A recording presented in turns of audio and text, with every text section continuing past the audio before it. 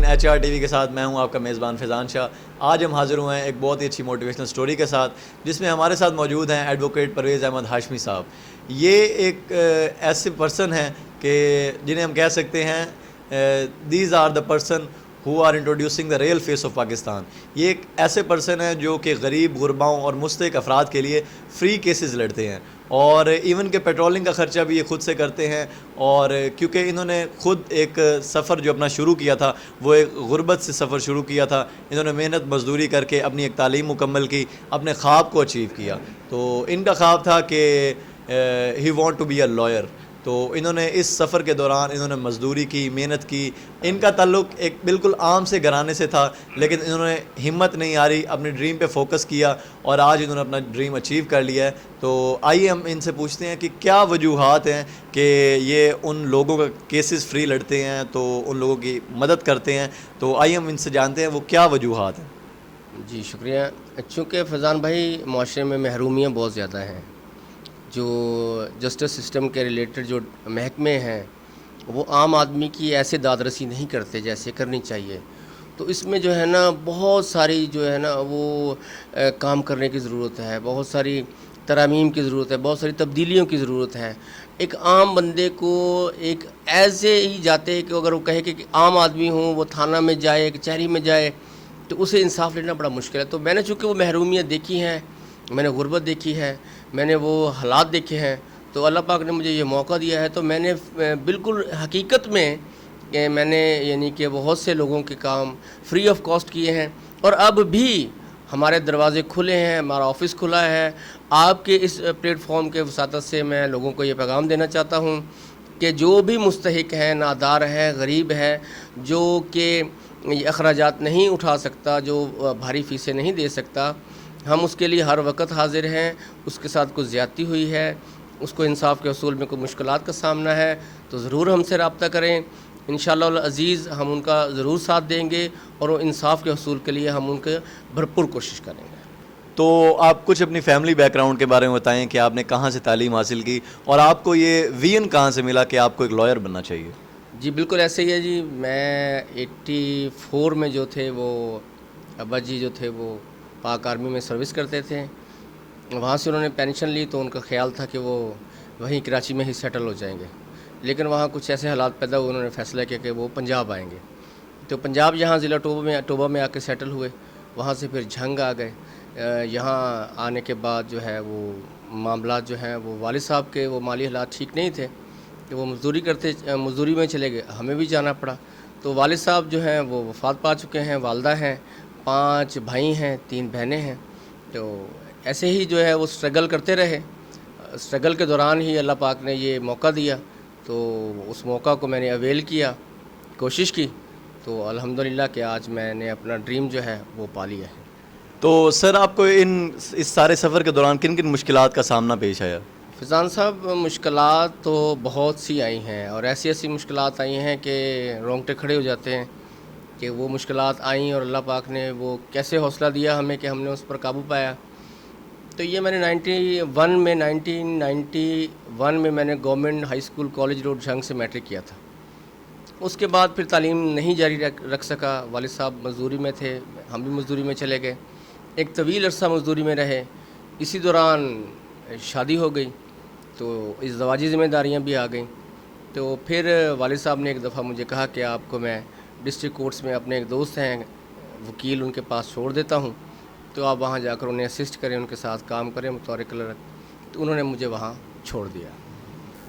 سر، تو میں یہ پوچھنا چاہوں گا آپ سے کہ آپ نے اس سارے اپنے ٹائم پیریڈ کے دوران کون کون سی مزدوری کی، کون کون سی محنت مزدوری کی، اور اس اپنے معاملات کو پایہ تکمیل تک پہنچایا؟ جی فیضان بھائی، میں جو ہے نا اس فیلڈ میں آنے سے پہلے، شادی سے پہلے مزدوری کرتا تھا، سبزی منڈی میں کام کرتا تھا، آرا مشین پر کام کرتا تھا، رکشہ بھی چلایا۔ تو شادی کے فوری بعد جو ہے نا میرے جو استاد ہیں اس وقت اس پیشہ میں، تو میرے والد صاحب نے ان کے ساتھ مجھے بطور جو ہے نا اسسٹنٹ وہاں کام کے لیے رکھوایا۔ تو میں نے اس دوران وہیں مجھے ماحول مل گیا، یہی ایک کچہری کے اندر کا، کورٹس کے اندر کا وہ مجھے ماحول ملا، میرے استاد ملے، تو میں وہاں سے سیکھتا بھی رہا۔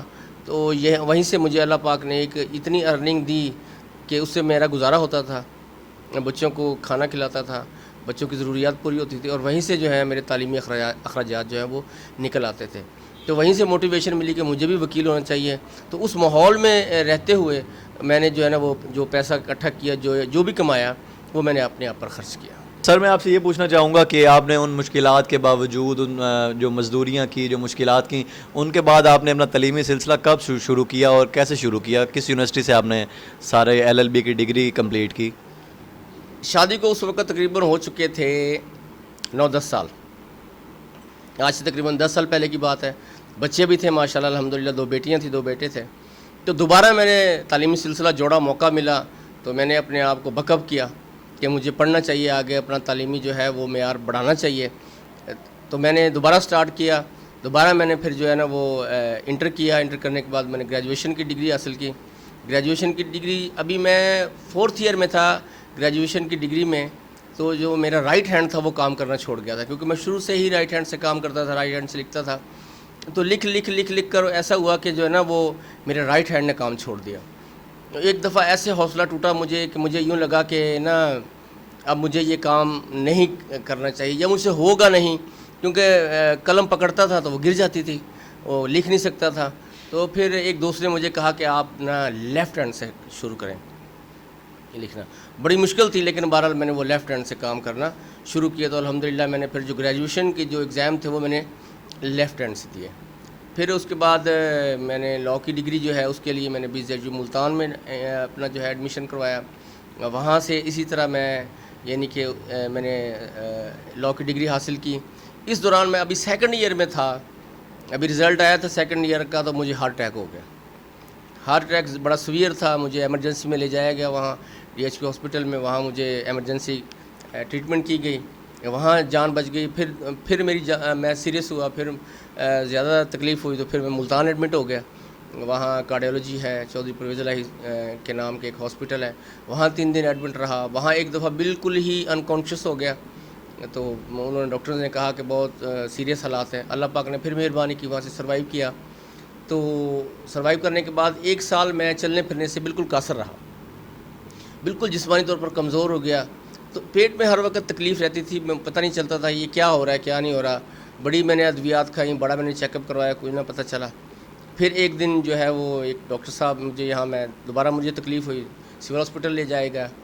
وہاں جا کے ڈاکٹر صاحب نے مجھے ایک ٹیسٹ لکھا. ٹیسٹ کروانے کے بعد جب رزلٹ آیا تو وہ ہماری تمام فیملی کے لیے انتہائی جو ہے وہ ہولناک رزلٹ تھا. تو انہوں نے جو فیملی کو بتایا کہ جی مجھے تو جو کینسر ہے.